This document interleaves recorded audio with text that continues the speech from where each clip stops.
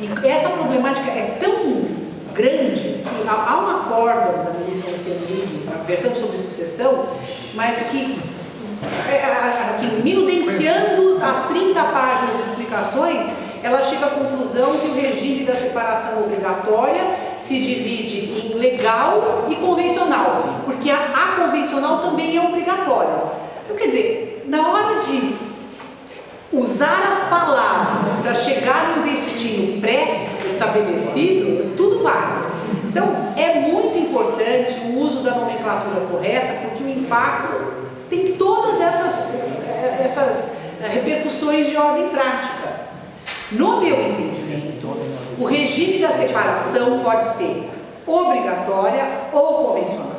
E a obrigatória é aquela imposta por força de lei, ou porque alguma causa suspensiva da celebração do casamento foi desconsiderada, ou em razão da idade, ou porque precisaram de autorização judicial para casar. Eu acho que nos casos de causa suspensiva e de autorização para casar, que uma vez superada a causa que influi o regime, que ele pode ser modificado. Também isso é um entendimento minoritário. É evidente que quando a imposição for em decorrência da idade, em 99% dos casos por conta da idade, esse regime não pode ser modificado. Mas essa é a obrigatória, que no meu ponto de vista é absoluta. A separação convencional, ela só decorre do pacto. O pacto, enquanto negócio jurídico, tem que ser examinado nos seus termos. Então, ela pode ser absoluta ou pode não ser absoluta. Mas não depende da vontade do legislador, depende da vontade dos nubentes, depende do que eles escreveram. Hoje em dia, eu tenho tomado cautelas, quando eu tenho casais mais jovens que querem casar sob o regime da separação convencional, eu estou fazendo os contratos, eu me sinto com aqueles advogados americanos que escrevem umas cláusulas deste tamanho.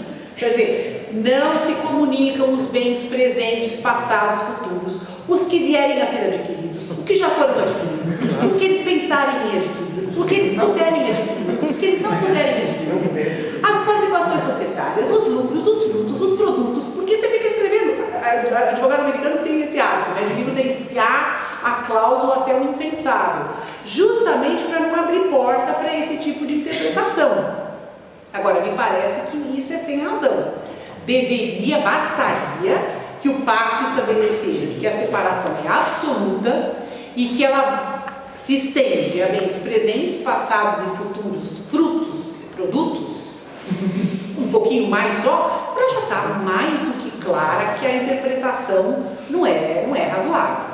Né? Quer dizer, o que pode comunicar é o regime da comunhão parcial, não da separação das coisas. Uma satisfação ver a professora Sibeli, que realmente os aspectos que traz são os mais polêmicos. Não todos, porque o direito de família atualmente ele começa e termina com polêmica, então é necessário selecionar. Mas eu vejo que é a provocação que o professor Fernando Araújo fez ao professor Simão, e acredito que devia ser um debate e não havia ninguém que defendesse o argumento. Ele deve ter feito essa provocação. Perpassa, inclusive, um pouco até o prestando questionamento, em relação a um aspecto que nós temos observado, que ao mesmo tempo que no direito das obrigações, conforme o tempo passa, nós temos um processo maior de intervenção no âmbito da autonomia privada. No âmbito do direito de família, nós temos um alargamento da autonomia privada. Só que talvez seja o momento que nós começamos a pensar que fazer a diferença entre autonomia privada e liberdade contratual, porque quando nós começamos a pensar em causa, revisão dos contratos, nós estamos pensando num determinado modelo de constituição de relações jurídicas, tipicamente incausais. E os atos da autonomia privada no âmbito do direito de família, eu fixo o pacto com regime de comunhão total ou parcial por motivos. Ou seja, não há propriamente uma causa. Então, talvez nós, digamos, a raiz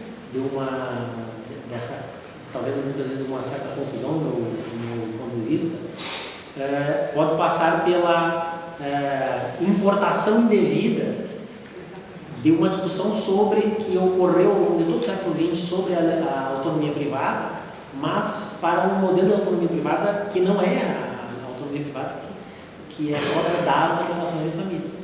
Então o meu questionamento, qual é a perspectiva no direito de família de nós entendermos essa autonomia privada, principalmente considerando agora, querendo ou não, nós temos uma nova forma, a decisão da STF, que tratou sobre a união afetiva, deu substancialmente o espaço, tá, de autonomia, ou seja, competência para que as partes fixem as regras sobre como vão se relacionar no futuro.